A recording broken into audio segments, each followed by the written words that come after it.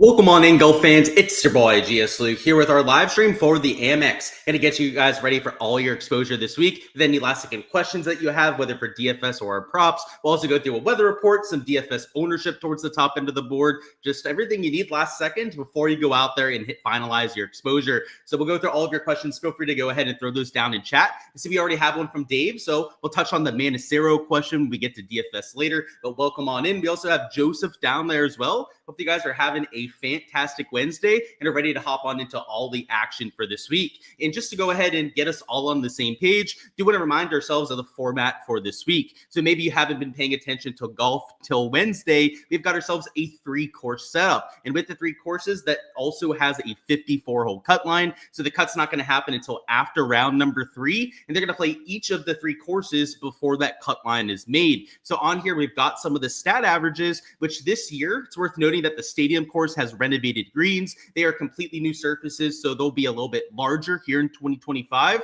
but also a lot firmer than what we had the last few years. So I think the scoring is going to get a little bit harder around the stadium course, and that's the one that they're going to go back to for Sunday. So it'll be in play for 2 of the 4 rounds. La Quinta Country Club, the Nicklaus tournament courses, a little bit easier than what we have at the stadium course typically, and especially without those super firm greens. So if you're playing Showdown for round number 1, rounds 2 through 4, we'll be taking a look at the stats from each of these different tracks. It's likely going to be a lot of players from these bottom 2 courses. It's worth noting that La Quinta Country Club did also get a little bit of a renovation as well. Not something that I even knew about there on Monday, but throughout the week, it was given to me via a few other people that they've changed it up from the tree perspective. So they took out, I believe it was like 110 trees total, and then they added 90 trees to the property. So, depending on where they ended up moving those trees, could play easier than what it did before, but in all likelihood, probably going to make things a little bit more tricky there. So if I had to pick a round 1 course for Showdown,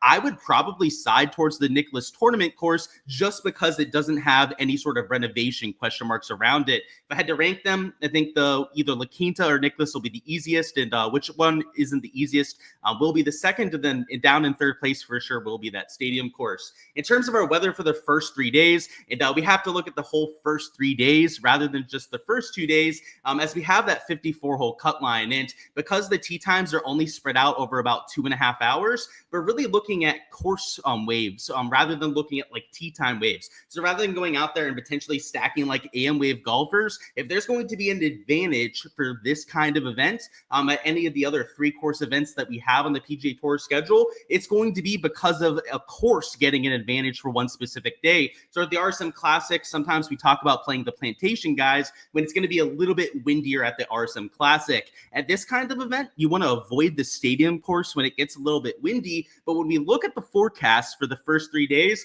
they pretty much all look calm. So you can see over here for Thursday, the ones with the most winds would be Medio Blue and HRRR, but they're going to be sub 6 miles an hour for pretty much the entire day. They go over here to Friday, it's much of the same. I would say that super early on Friday that this HRRR looks a little bit spicier, so maybe you want to avoid the stadium course on Friday, at least if this one model ends up holding up. But the vast majority of the models here, in fact, the other 5 that we have at our disposal, aren't really calling for that same sort of wind. So I don't know if I want to look into that all too much. And then if we go over here to Saturday, it also looks relatively flat. So I think in terms of trying to stack one course on a specific day, you might have like a 0.2 to 0.5 shot advantage that comes down to variance. Sometimes one of the waves is just higher quality players than what you have at the other 2 golf courses. So after the first 3 days, it looks like there's a quote unquote advantage to taking guys that started somewhere. I just don't see it when it comes to the weather. So I'm personally not going after any sort of correlation this week. I just don't see it in the weather forecast, right? If one of these 3 rounds was calling for significantly higher wind,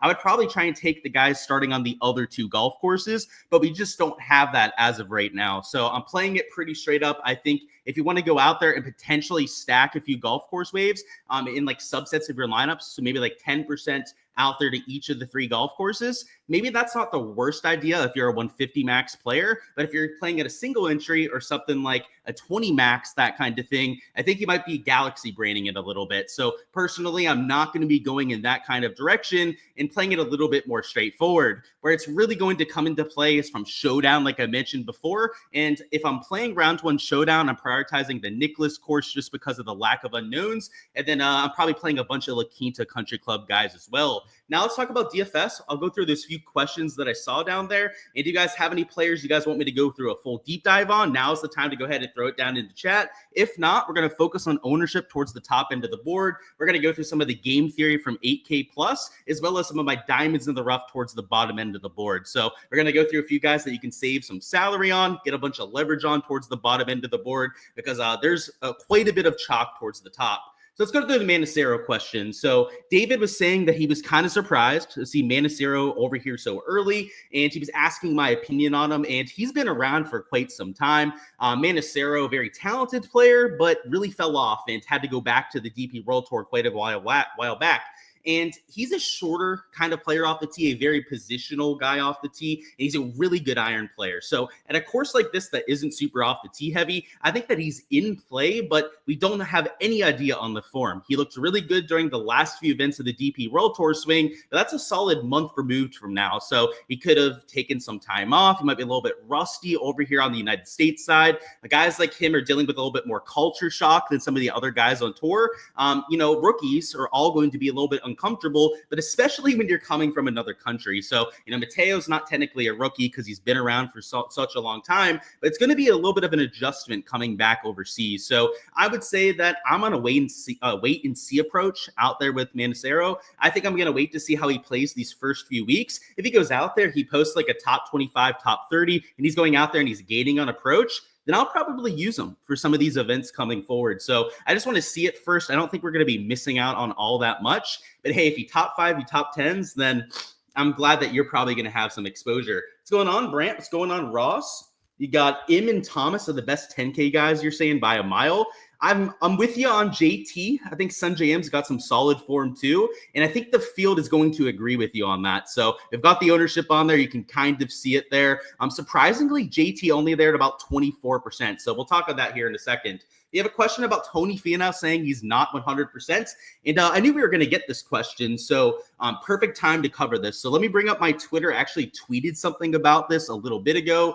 And it was to kind of clear up some of that news that we saw, because I think what they put out about Tony Finau was misleading, to say the least. So let me go ahead, share my screen here. I'll show you guys the quote that I put out. But I saw the same tweet that a lot of you guys did about him saying that he wasn't 100%, but he completely cropped out the rest of the quote. So, I'm not here to talk shit. I was really just putting this out to try and be as transparent as humanly possible. But here's the entire quote from Tony Finau, right? He said, yeah, I'm not going to put a number on it. When he was asked if he was 100%, he said, I'm not 100%, but I don't know if anyone plays at 100% really ever in the world of sports. There's always some sort of nagging injury. It seems like for everyone coming off this injury, I feel really good. I had a nice start, I feel like, at the Century with how my body felt and how my game felt. And I'm looking forward to building on that this week. First off, Tony Finau, you need to end your sentences at some point. That was quite a sentence down there for these last 4 or 5 lines. I lost my breath by the end of it. But yeah, you can see here, he was saying that he wasn't feeling 100%. He's admitting that, but he also said that he feels really good after the Century. So I think if you're just looking at the quote and saying like, oh, he said he's not 100%, that you probably have a much more negative view on him than if you read this entire quote. So that's the only reason that I wanted to throw this out there. He could still go out there and have a terrible week, right? That's what happens in PGA DFS. But he did not give us a quote that said like, oh, I'm 100% not feeling well. So I just wanted to throw that out there. I know a lot of people saw that as well. And, I don't want to talk you into playing them. I obviously like them. I bet I'm outright this week. I don't think it's that big a deal, but I do want to give you guys the cold hard facts, and that's the facts.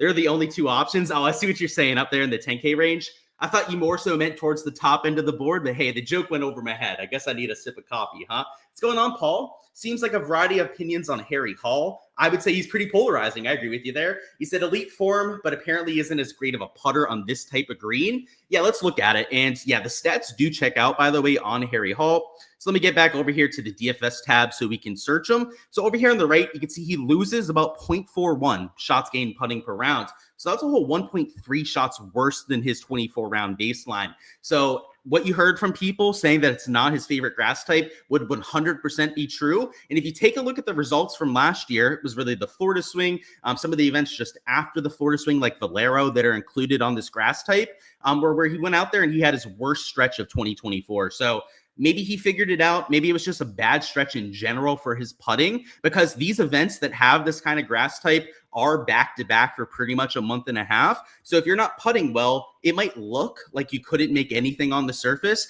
and it could have just been a bad stretch of golf, right? Might not have been the actual grass that was causing it. It could have just been a little bit of a down spell. So technically, yeah, I think all those people are right, but I would put the added caveat on that, because, by the way, I'm only looking at 2024 for my overseed stats, but a lot of people, even if you are looking historically, you really only have them from 2024 for Harry Hall.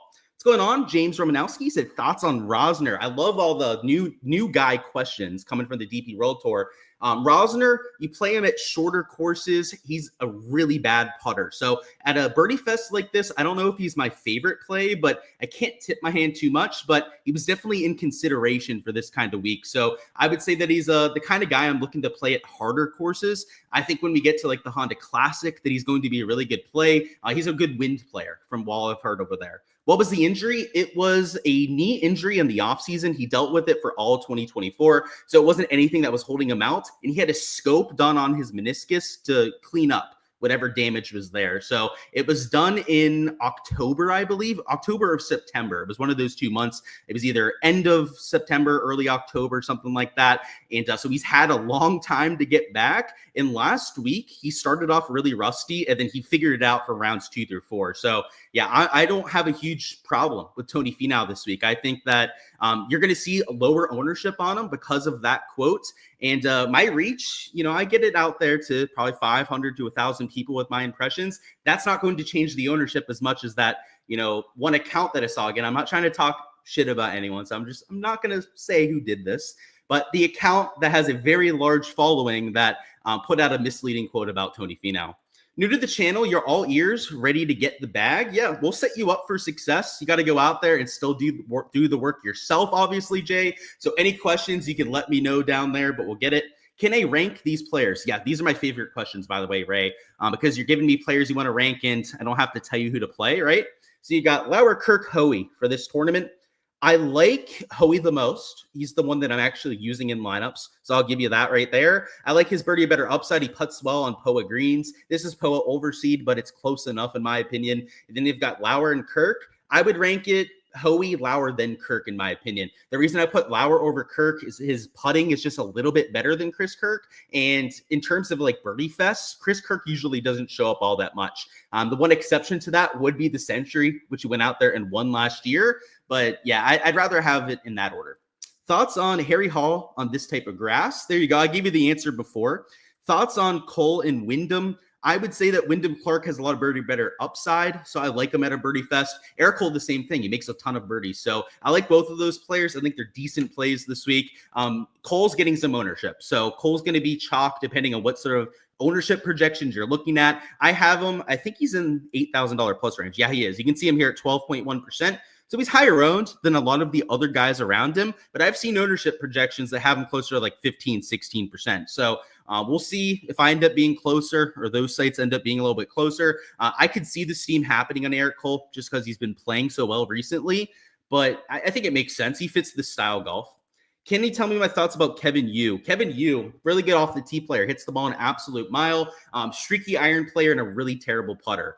He is the sort of player, though, that occasionally will gain on the greens, but he won't do it for an entire event. He'll do it for like 1, maybe 2 rounds at the very most. And when he can gain strokes putting for 2 of the 4 rounds, that's him getting into contention. So he's a good GPP play. I would say I normally play him for like first round leaders. Showdown is a good format to play a Kevin Yu because you're either going to get terrible performance, ejection, miss the cut, or you're going to get something super low, like -5, -6. So I like that wide range of outcomes when I'm playing in GPPs, not so much for like cash or for one of my like high dollar single entries when I'm playing main slate. High dollar single entry for main slate. I'm trying to be just a little bit safer. I'm not trying to be safe in those kind of lineups. Still got to try and play for first place, but a guy like Kevin Yu might be a little risky in that kind of format. Hopefully that helps. let's talk about ownership towards the top. So you can see I have all the projected ownership on here from $8,000 plus.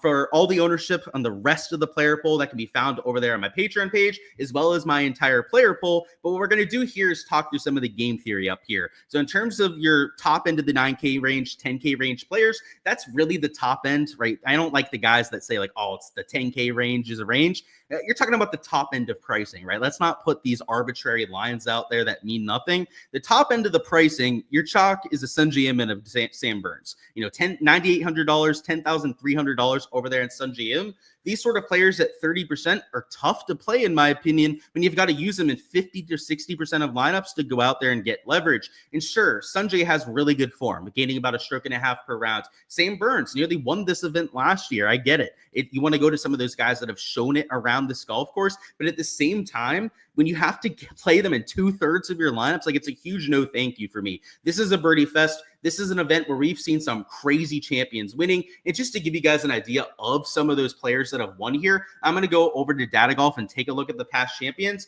Let me name the last 8 years of champions to you, okay? Just so you know why the chalk this week might not be a good idea. Nick Dunlop was a fucking amateur. Good luck getting that one right. John Rahm winning, okay, you could have seen that happening. Hudson Swafford winning. Now, that would normally be a huge question mark. You'd be like, Hudson Swafford winning? He left for Live and then now isn't even on a team because he sucks that much. Hudson Swafford, though, won this event back in 2017. So maybe not the craziest example, but still low-tier player. Sibu won the year before that. Okay, decent player. A lot of people had him that year. But Andrew Landry won it 400-1 the year before that. Adam Long won the year before that in 2019. Sure, John Rahm winning in 2018 when he was new to tour, actually not that surprising. He was finishing top 5, top 10 every single week. But guys like Swafford winning, Duffner winning back in 2016, if you're playing the chalk this week and you think you're a genius playing lineups, you're just in for the ultimate kick in the nuts this week. This is a birdie fest. It's a pro-am. It's a 3-round cut. There's just so much stuff going on here that even the best plays have a good chance to fail. So last year you had guys like Sam Burns, Justin Thomas in contention. That was the first time in a long time that we had any big names in contention. I mean, the last 3-4 years before that, if you guys are playing PGA DFS, it was absolute slapdicks up towards the top end of the board. So up here in the top, even the 9-10K range this week, I'm fading most of the just absolutely mega chalk players. There's just no chance I'm using somebody in 2/3 of my lineups. And down towards the bottom end of the board, that's even more so true. So this is the kind of week, in my opinion, to really lean into that game theory. And you can see a Justin Thomas here at 10,400. I know I don't have him down here as a yes, but I'll tell you, I'm playing him out there in my lineups. He's slightly lower owned than guys like a Sungjae and Sam Burns. And I do think that you're going to see this ownership maybe get a little bit closer as we get closer to lock. It wouldn't surprise me if JT started to steam up as people see that slightly lower ownership number. But when he's going to be the same, if not lower ownership than these other two below him, then I'll take the shot on the guy that's lower projected owned. So Patrick Cantlay, a Tony Finau, who I'm using as core plays this week, are also a little bit lower owned than we have with those other two. So that's my take on the ownership up here. Max Graserman also a little bit uncomfortably chalky. They're at about 22%. Harry Hall at about 15% is even a little bit chalkier than I'd like. Cameron Young at 14%, and heck, even Davis Thompson at 12.2%, a core play for me because of his course history, and I think he really sets up well on these sort of greens. Anyone that's getting a little bit too much ownership here, at least I have to think twice about before going out there and playing. So my core plays are the kind of guys that I'm, flag planting up here towards the top, but the guys I'm using as filler options are usually lower owned pivot plays that have some upside. So Wyndham Clark, I'll just tell you right now, I'm using him out there in lineups. He's a little bit lower owned than some of his peers at just under 14%, and he's got all the horsepower you need to get to 25, 30 under par. Long off the tee to take advantage of the par fives. He can really hit good wedges from 125 in. He's a lot better than you would really expect. And then he's one of the best putters that we have on the PGA Tour. So enough said right there. Moving down to this 8K range, the ownership isn't as egregious. It looks like more of a studs and duds week based on what happened last year. I think people remember that JT Sam Burns finishing, if it finished, I should say, and then want to go out there and play studs and duds, which makes this 8K range completely overlooked. So you can see I even have JJ Spawn off a near win at 8.9%. You got guys like Will Zalatoris at 9.8%, 12.1% on guys like an Eric Cole, who I think is going to be a really good play this week. I think if anyone's closer to 15%, it probably is Eric. But down here in the 8K range, outside of Eric Cole, I think that, I would also throw in Harry Hall. He's also going to be a little bit chalky, but outside of those two, anyone else, you throw them in 25% of your lineups, and you're going to have a ton of leverage to the rest of the field. So I kind of like the 8K range. I like the idea of perhaps starting a lineup with the Patrick Cantlay, leaving a little bit more salary up there towards the top, right? Not being as aggressive up there with a 10K player, and allowing myself to take an 8K guy rather than a 7K guy for one of my last 3-4 players in. Let me see if there's any questions about the top end of the board. Still like these two guys up top. You guys saw my take on the Tony Finau injury already. I'm obviously not all that worried about it. And yeah, still playing some Davis Thompson as well. I think he's a fantastic play. Where are we at? One more breakdown. Let's look at Jackson Suber. You saw him high last week. Yeah, he played well. It was a lot of really good, I would say, news, optimism about his game as well. He's the kind of guy that we had heard about before he got here to the PGA Tour. I'm very hesitant to say that he's going to do it this week, though. Those Korn Ferry guys are usually very inconsistent, and it makes sense given how young most of them are. So I would say that he's the kind of guy I'd fade on a week like this. At least that's my personal process for those kind of players. It's tough to go out there, have your best stuff in 2 weeks in a row, and especially tough when you're a rookie and you're brand new to the PGA Tour. So, I'm going to sit back, see what happens with the Suber. But if he goes out there, he does it again, then we might have to take him seriously, right? That's when we start to have a little bit of a larger sample. But for now, after 1 week, it's kind of a let's see what you got, kid, kind of thing. I have a question about Brian Harman, it seems, as a pivot. He said, besides last year, I'm assuming that's what it means, he finished 3rd, 8th, and then 21st. Decent course history, and you can see here with the ownership, he's not getting that much steam. So the last ownership number I ran on him had him at about 8.8%. So yeah, if you're looking for a pivot, he would qualify. But in this 8K range, almost anyone you take would be a pivot. So even a Nick Taylor, I've got it like 8.7%, obviously coming in off the win. Zalatoris, I've got it sub 10% ownership. So I think Brian Harman makes sense with that course history, but there are a few other guys like Zalatoris, I think that I like a whole lot this week. I'm using them in quite a few lineups, and a few other guys that make sense there too. Thoughts on Bridgman? I love his bigger, better upside. So we're going to talk about him later, Kim. So I'm going to hold off my full thoughts until we get there. But he's one of the highlighted plays, one of the diamonds of the rough down low. What's going on? He said Siwoo has some solid course history, of course, with the win. And how is the ball striking for him so far this year? So let's take a look at the last 12 rounds. It's going to give us some of the fall swing events as well for Siwoo. Ball striking's been okay. He's usually a little bit better on approach, is what I'll say with Siwoo Kim. But the short game and the putting, he's normally a lot worse than this quarter of a stroke lost. So the stat profile, I would say, is like a 5 out of 10, right? It doesn't get us excited. It's not one that really raises any sort of red flags either. So yeah, it doesn't really tell us much, but that's the stat profile. Any benefit of playing the stadium course back-to-back on Saturday, Sunday? I don't think so. I think I've heard the theories on that over the years. Heck, I've even tried to explore that narrative a few years myself, and I think it's overthinking.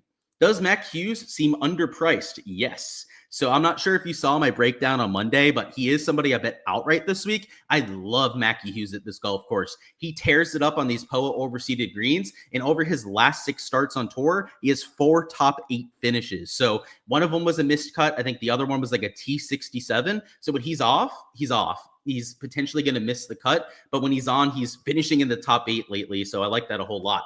But speaking of, we've talked through the top end of the board. Any specific questions towards the top, we can go back to them. But what I want to do now is go through some diamonds in the rough. These are going to be players that are relatively low owned. I don't want to say low owned here with Adam Hadwin, but outside of Hadwin, I believe they're all sub 5% ownership, or right around 5% at the very most. So let's start with Adam Hadwin here at 9.4%. I thought he was going to be mega chalk this week. He has some of the best course history imaginable around this kind of track. He shot a 59 twice around here. I don't think a lot of people know that about Adam Hadwin. And at $7,700, he's first off, very affordable. He's less than the average price over there on DraftKings, and he's sub 10%. So if you played him in 20% of your lineups, that's your 2x leverage right there. You go 25% like I did out there in my player pool, and you have 2.5x leverage right there. So he's very easy to go out there and leverage against the field. And if we take a look at the recent form, it's not even the best event history recently that you have here for Adam Hadwin, but look at this. T6 last year, T18 the year before that, T25, and then T32 there 4 years ago. He's won at this golf course before. He's also had other top fives at this golf course before these last 4 or 5 years. You're talking about a guy, I think, who averages, the last scoring average I saw was a few years ago when I saw the stat for Adam Hadwin, but his scoring average was like 67 around all 3 courses around here. So averaging like 5 strokes under par is the kind of player that I want to use in lineups. So I thought that with touts talking him up this week, people saying like, this is Adam Hadwin's home, right? He just loves playing around here for whatever reason. He's not from Palm Springs, but you just say that with how well that he plays here. $7,700, count me in out there in GPPs. I already like these value plays, so if you want to see my full take on Tom Hoge, Sepp Straka, there are also guys that I bet outright this week. Make sure to check out my DFS preview that I posted on Monday. But going on to Lucas Glover down here at 7,200, I like him for a little bit of leverage towards the bottom end of the 7K range. He's only 5.4% owned. He's starting on the Stadium course, which, again, I don't really buy into that all that much this week. What you like with Lucas Glover, though, is that he gained strokes putting last week. And that's a huge thing for Lucas Glover because when he can find his putter, he usually sustains it for a few weeks at a time. He's not the kind of player that figures it out of nowhere. And it would make sense for Lucas Glover to have the putter now after a long break during December, right? He had some time to go out into the lab, figure out what was going on the greens. And you've seen this a few times from Lucas Glover where he's found his putter and then for a month gone out there and like top 5, top 10 to every single time. Last time out, maybe not the best finish. He actually got a little bit unlucky, I would say, with his finish towards the end of the week. Sorry, that's event history tab. Let's go down here to recent form, $7,200 and find Glover. It was a T21 over there at the Sony Open. This week, if he goes out there and he gains again, he fits this golf course to a T when it comes to the ball striking. He's my number 3 model ranking play in the entire field, by the way. So just to show you why, go to the last 12 measured rounds. He has just been absolutely striping it with his ball striking, gaining almost a stroke and a half per round between approach and off the tee. And he's gaining about a half a stroke putting per round. So it's not even just last week where he went out there and lit it up on the greens. It's been the last few events from Lucas Glover, but he's been into the positive out there on the green complexes, which is very rare out there for him. I mean, we've seen him have the yips before. He had to change putting shapes just to try and get something going. So would we get him on this kind of stretch? You know, I want to be a buyer as much as humanly possible out there on Lucas Glover. And if he's only going to be 5% owned, like count me in for sure. I also like myself some Matthew McCarty here at 2.2% ownership. He won at the Black Desert Championship, which is another birdie fest at a resort style course. This week, we have 3 different courses in play. So, you know, that could be a little bit intimidating to a newcomer, but it's another birdie fest. We don't necessarily need him to win to go out there and be an optimal play. And he is shown to be a very aggressive player to this point. He goes for a lot of birdies. He tries to post as many as possible out there every single round. He'll take on every par 5, right? He takes on these drivable par 4s, which is exactly what we're hoping for in our DraftKings point scores. We want guys that can go out there and outpace their placement points with their birdie production. And that's the exact kind of player you're getting with McCarty. So 2% owned, that's essentially unlimited leverage to the field, like count me in. And then we also got Jacob Bridgman here. So I know we had a question about him before. I've got him at about 2% ownership. He's an extremely high birdie or better percentage player. Last year was top 15 on all the PGA Tour in that category. And he's the kind of player that at easier golf courses had a lot of his top 10 finishes last year. His top 10, top 20s almost all came at events with well under par scoring averages. So it's $6,700. We're getting that kind of golf course this week, and you're essentially taking him when no one else is playing him. And then lastly, the last guy I want to go through, it'd be a Jake Knapp at $6,300. He's there at just 1.3% ownership, which you're going to get with a 6K range player. In fact, of the 6K range players, he's one of the higher owned out of the entire range, but you're still getting unlimited leverage. If you take a guy at 1.3%, he's very good at easy golf courses. We saw him win at the Mexico Open, which is another resort style wide open course. It's a little bit of a different vibe this week with the 3 courses in play, but Jake Knapp, you play him at courses where you got to take advantage of the par 5s. Also ones where birdie or better percentage is going to be one of our key stats. And you can see over here on these POA overseeded greens that he's a gainer there from 2024. And if there's been one real weakness for Jake Knapp lately, it is he cannot make a putt for his life. So if he can get back to gaining on the greens, he's about a third of a stroke better per round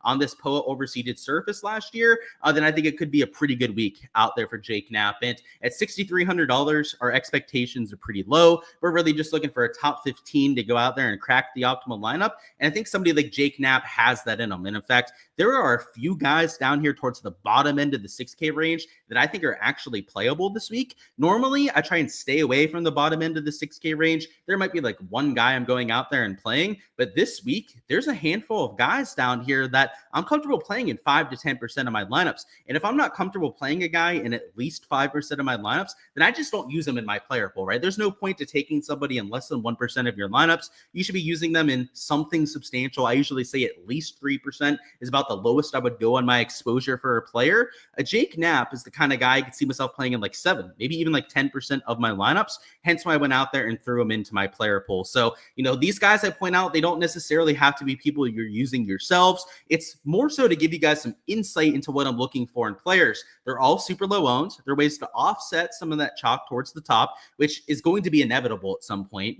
Even the low owned guys that are there 9K plus are going to be like 15 to 16% owned. So you're going to have to offset that down towards the bottom end of your lineup. And I like these guys that are aggressive, high birdie percentage players that you could see getting to 20 plus under par at a birdie fest like this. Like there are guys down here that we know can't make putts, that we know maybe aren't aggressive enough to go out there and get to something like 25 under par.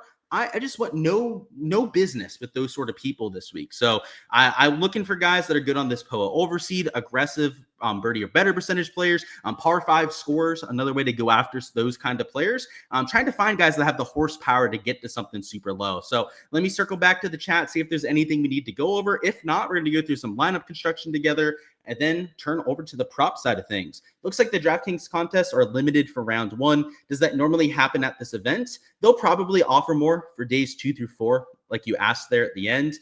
It's usually later for round 1. People are playing their main slate lineups, and the reason why they came out with Showdown is for people that were tilting after round 1 on main slate so that they'd have some kind of exposure for rounds 2 through 4. So yeah, that's normally when they ramp up that. So yeah, just take a look tomorrow. It probably will be a little bit more substantial. You'd rather not have no names playing the stadium course on Saturday. Hey, if that's your narrative, you can go with it, right? You've got to find ways to go out there and differentiate. So if that's your angle, then go for it. What's going on, David? Hey, Luke, you got in. We'll watch from the beginning. Yeah, I answered your Manero question. So let me know if you have any other thoughts on Manero afterwards. But yeah, he's a high upside play. I want you to play him, David. I'm not using him this week, but I think he's in play. Do I like Lee Hodges? He gained big with the putter last week. No, not at all. He's the kind of guy that's not normally a very consistent putter, and he's not the kind of guy that's a world killer either. So yeah, not really. I think he's going to be a little bit too highly owned. Why did Nat withdraw last week? I have no idea. I think it said it was an injury, but a lot of times it's a quote-unquote injury. You can tell, right, look, what I'm doing with Tony Finau doesn't impact my process all that much. Brendan Todd at 6,300 seems like a decent play. Yeah, dude, he's one of the guys I was looking at down there. Like, there's some legit players. Heck, $6,000 the whole way at the minimum price tag. Earlier today, I had like 3 guys in my player pool that were $6,000, which just never happens, but it's that kind of slate. Any love for Vegas, past winner of the tournament? Without saying too much, yes, I definitely have some love there. He's a high birdie percentage guy. He's good on the par 5s. He's also a good iron player, so you can guess what I'm doing with him. What's going on? He said Bronson Burgoat is in the field at the min. Bronson Burgoon, my guy. He's been around for some time. He's a high birdie percentage guy, if memory serves me correctly. But yeah, dude, he misses a lot of cuts. Let's put it that way. Mackenzie Hughes for the win. He's your only outright. Yeah, I got him at 100-1. So cheers to you on that one. Hopefully he cashes us out. What's going on, Zachary? Says Matty Schmidt a decent play under 7K.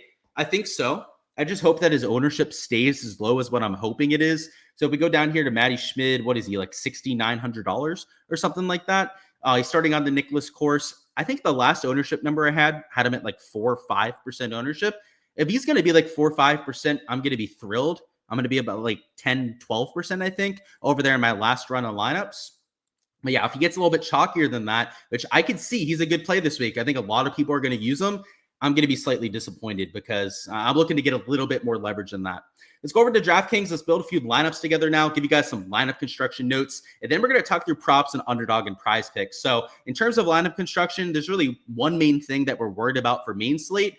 Without a huge weather edge, I just don't see it for the first 3 days. We're more so trying to go out there and make sure our lineups are different enough, that they have enough leverage, that they're not going to be duplicated out there in our large field GPPs. If you're in a single entry, if you're in a cash lineup, you're not really worrying as much about this aspect, but this is more so for like the big 20, the big $5 GPPs that we have this week. So if you're entering in one of those big GPPs, you kind of got to build the lineup for your desired outcome. You're not trying to go out there and beat 100 other people. You're trying to go out there and have the absolute nuts. And when you're playing PGA DFS at a golf course that is this variant, you really want to be leaning into that game theory where you can. So up top, you're going to have to take some chalk up here. So even if you do want to take, let's say, a Sun GM that's a little bit more popular, just for the sake of this, I'm going to throw in two really chalky guys towards the top just to show you what you could do if you're starting with a chalky set of two guys. So you've got like a 30% owned Sunjay. We got Grazerman, who I've got well over 20% ownership.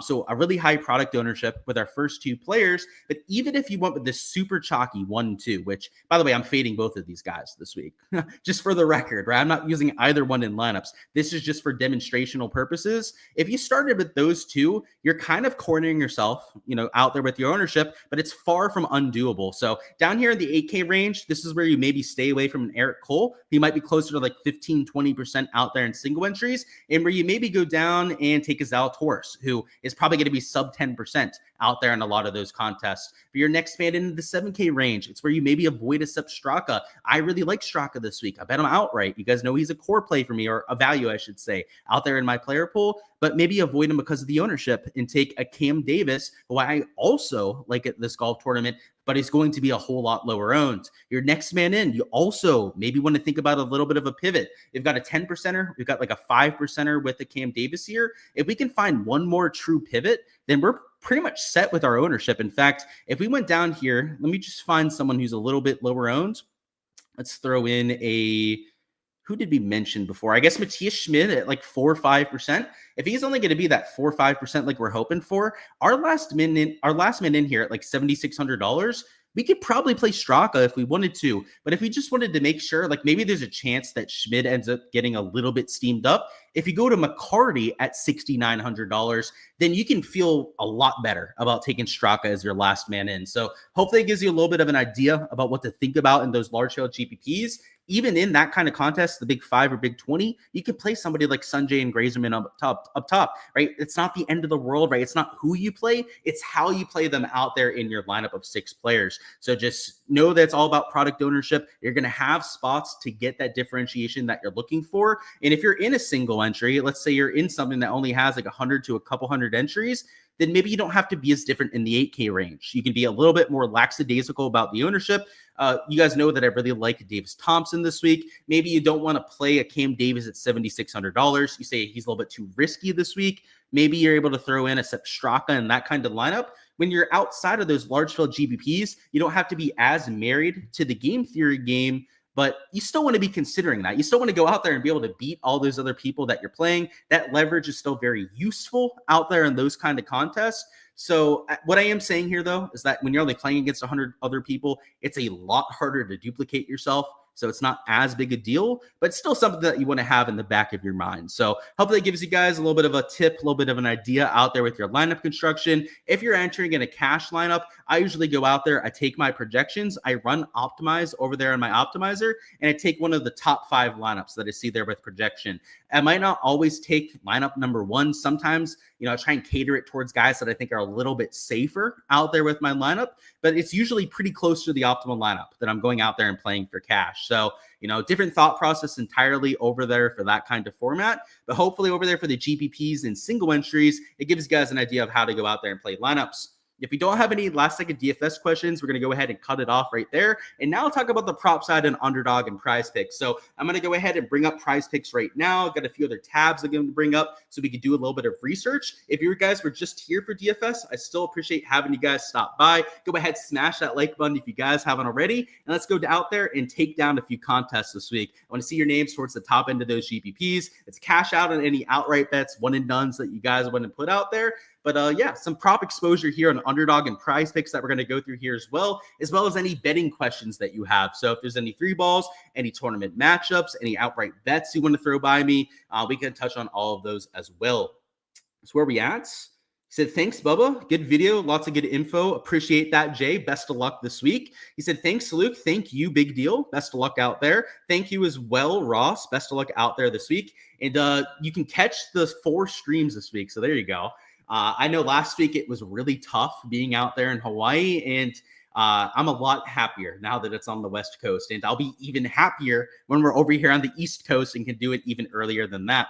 Let's talk through the prop side here. So we've got 3 courses in play, which historically has made this event one of the better events when it comes to prop value, because these people out there, these lines makers, they have to juggle all these courses just like we do. So if you're just very stringent, right, you have to make sure that you know what players these courses are playing on. You can go out there and take advantage of some mistakes. So I've already entered all my exposure for round number 1. So I'm just going to give you guys some of that here in a minute. But the scoring average is out there from last year, which, by the way, this can be found over there on the Bet the Number blog. This is an article that I did myself. It's something that I've been doing for free over there on Bet the Number the entire year. You don't have to be a member over there at Bet the Number to have access to these. On there, I give you guys the entire breakdown of all the courses this week. For any course out there in the PGA Tour, I give you guys the stat averages, like you can see right there, approach distribution. There's a lot of stuff on here, right? We're not going to go over it all together here together. You guys can read it yourself. By the way, a link to this article is in the description of this live stream if you guys want to check it out yourself. But what you'll see if we go in here to the averages is last year, Quinta and Nicklaus played a lot easier than the stadium course. And with the renovations that they've had around the stadium course, by the way, they completely changed every single green around the stadium course. I think it's going to play a little bit harder this year. So if we're playing props, I think that there's some fades in the stadium course that make a lot of sense. And if you're going to try and find some unders, or maybe some unders on strokes, or maybe some overs on birdies, I think the courses to do it at would be La Quinta, and maybe even better over there in the Nicklaus tournament course. If you guys were there before and I talked about the La Quinta changes, they did move a ton of trees around La Quinta Country Club, which, by the way, if they ended up moving trees, I think it's going to play maybe a little bit harder. But if they put in new trees, like, I don't know the exact changes. They weren't completely transparent about all the changes that they made. But if they put new trees in at La Quinta Country Club, it is going to be super easy. Because, and the reason I say that, by the way, is if they're new trees, they're not mature. They're not going to have their entire expanse yet, right? They're not going to be full of leaves quite yet if they're brand new trees. And if you miss offline and the trees aren't mature, you're going to be able to hit the green, like, no matter what. So we're going to have to see how it plays at La Quinta. But, like, I know for sure tomorrow, guys, if you guys didn't see the weather forecast for Thursday, it is calm on pretty much every single weather model we can look at. I mean, this is going to get absolutely nuked tomorrow. So the scoring average at the Nicklaus course, I've got it at least -3, if not close to this -4 scoring average that we had from last year. The reason why I say -3 is maybe they have the pin locations a little bit harder here in 2025. They do keep the same setup for all 3 rounds at these courses. So if they set up the course a little bit easier one year versus the other, the scoring average could look a lot different over here on these averages. But yeah, Nicklaus course should probably play to at least a -3 scoring average. So when we talk about some of these props, we go through the boards over here. That's going to be the main one we're looking at for our positive stance plays. So let's go through a few. So over here on the Prize Picks side, I took an over on Nick Dunlop birdies. And then I also took it with an under on Eric Cole strokes. So that one actually ended up bumping down here to 68 strokes. So perhaps the better pace to play it would be over here on the underdog side, where it probably hasn't bumped yet. So yeah, Eric Cole is still there at 68.5 strokes. And Nick Dunlop, let's see where he's at. If he bumped, we might have to do something different, but that would be okay if they ended up bumping. So let's get Nick Dunlop on here, as I was trying to do. So there's good old Nicky. And yeah, he is actually juiced now towards the over. So that's not ideal like what we're hoping for, but I'll give you guys a little bit of replacement here. Let's see, what can we do with Adam Hadwin? If they moved this one, I've got backups too. Oh, they did this one too. So now this one has 0.92x for the under. Yeah, they're going bump crazy over here with the props that I'm entering. So I guess we can't do that over there with Adam Hadwin. Let's try and find what hasn't moved. I guess because just searching in names isn't working. Let's try and what hasn't moved over here. Which, by the way, if you want to catch all these slips before they end up moving, the place to do it is over there on my Patreon page. That's where I post all my slips before I end up entering them myself, actually. I post them on the Patreon before I even do that on my main account. But we still have this Eric Cole prop that's there at 68.5. Still a prop that I really like. Unfortunately, though, it looks like all these props that I took ended up getting moved. So yeah, even this Emiliano Grillo prop that I took for a fade, he's playing the stadium course, by the way. That's why I took him for an over at 68.5 strokes, is even there at 0.92x. The thing is, because it is an anti-correlated slip, this would still pay you just under a 3x payout. So it's maybe not the worst idea, but just because of all these bumps, it might be better to look at Prize Picks and see if I can find any of those non-bumps. So I know that they moved the Emiliano Grillo one already over here on Prize Picks. They moved him to 69 strokes, but maybe we can find something to pair with this Dunlop prop, because that one is still there at 5.5. Let me see if anything hasn't moved quite yet. These lines makers, I crushed them the last day of the last event. I actually got my ass handed to me rounds 1 through 3. Maybe not ass handed to me bad, but like it wasn't my best week the first 3 days. And then I absolutely destroyed them. I didn't miss a single prop over there on Sunday. And now they're all over me again. They just, anything I post, they go out there and bump instantly. It's crazy how they change their tune week to week with what they do. So yeah, these will be the two that we go with. Adam Hadwin is at 68.5 over here on the Prize Pick side. And I'll talk you through these two before you go out there and enter it yourself. This Adam Hadwin under 68.5 is something that he's covered in 7 straight years around La Quinta Country Club. So he's playing at La Quinta, does have the different tree situation going on, which, I mean, if I had to guess, it's probably not going to impact play all that much. I still have the scoring average probably at least like -3 to -3.5.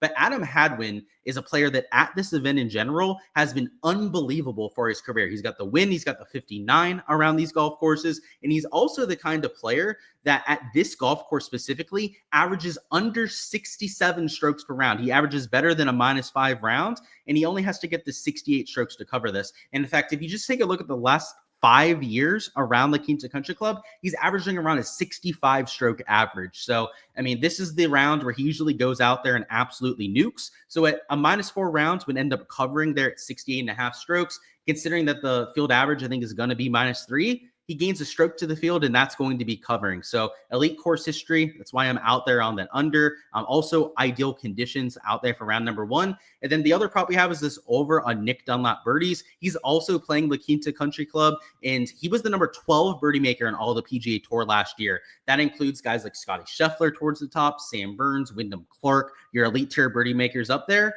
Nick Dunlap was just fractions of a birdie behind those sort of players. And with the birdie average at this golf course being 5.8 per round last year, it's just to show you this, La Quinta, it played to a 67.9 average last year. So, by the way, that means that Adam Hadwin could do worse than the average last year and still go under this sort of line, right? He could have like 0.1 strokes worse than the average and still shoot a 68. Birdie average here at 5.8. Nick Dunlap only has to gain 0.2 birdies to the field to go out there and cover. And this is an event that he won last year. He had a bunch of birdies last week. He's coming in off a top 10 at the Sony Open, and he was the number 12 birdie maker in all the PGA Tour last year, averaging over 0.75 birdies or better gained per round compared to the PGA Tour. So if we were just doing it based on his birdies or better gained out there compared to the PGA Tour average, at a 5.8 average, that's like a 6.5 birdie projection out there for Nick Dunlap. So with ideal conditions, he's playing at La Quinta. I do have to say those trees, maybe that makes it a little bit harder when it comes to bogeys. If you're hitting it in the trees, though, it's not really going to impact your birdie production all that much. So that's why I like that over there on Nick Dunlap, the under on Adam Hadwin, who's an elite course history guy. And unfortunately, that is going to be the only slip that we can do, because every other prop that I took, the other like 4 or 5, have all moved at this point. So, of course, guys, for all the slips I'm taking as soon as I'm entering them, so that you're not going to have any of these bumps happening, make sure to check out my Patreon page. Just like the blog, I've also got that down in the description of this live stream. On there, it's only $15 a month to join the prop tier. On there's how you get access to all the slips that I'm entering. But I also have the DFS tier on there for $15, which gives you access to that sheet that you saw before with all my projections and player pool for every single week. And if you want access to both of those tiers, I do have a combined golf tier for $25 that gives you access to both. All of that down there in the description. So make sure to check it out if you guys haven't already. But that's it for the prop side. Let me see if there's any betting questions, any 3-ball stuff. And if not, we're going to hop on out of here. Looks like we're good to go. So, alrighty, guys, gonna go ahead and hop on out of here. I've already got my lineups built. I've got some gaming time with the friends scheduled for tonight. So, best of luck out there with all of your exposure for this week. We'll be back for the round 2 through 4 live streams over there on the Ship It Nation YouTube channel. So, make sure to subscribe to the Ship It Nation so you guys don't miss when we go live for those. It'll be a little bit after play ends. So, I'll be putting out a little bit of a notice on my X/Twitter, giving you guys the start time for those Showdown live streams. But just after we do the Showdown streams, we'll be back over here on my channel for the prop and betting live streams for rounds 2 through 4. So just like we've been doing to start the year here, going to have both of those live streams for every single round to give you guys all the content out there throughout the weekend. But that's all I've got for now, guys. Hopefully you guys are prepared out there for this week. Let's get it.